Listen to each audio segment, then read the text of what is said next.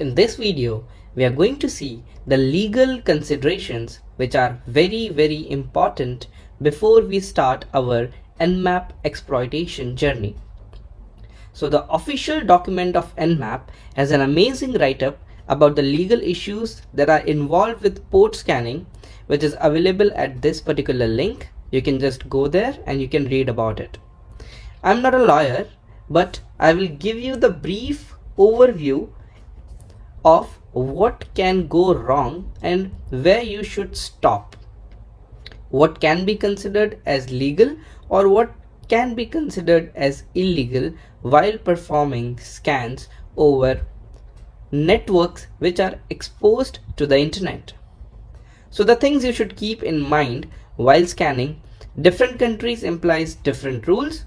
The safest way is to scan the networks you own or you have the explicit permissions to scan.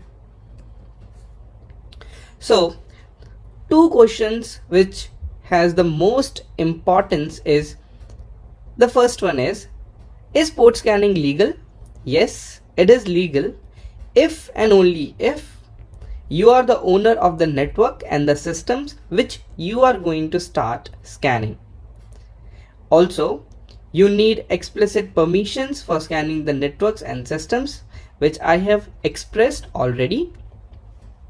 So it can be considered illegal in case you do not have permission to scan the network, you are not the owner of the network, you degrade someone's ability of a network and system.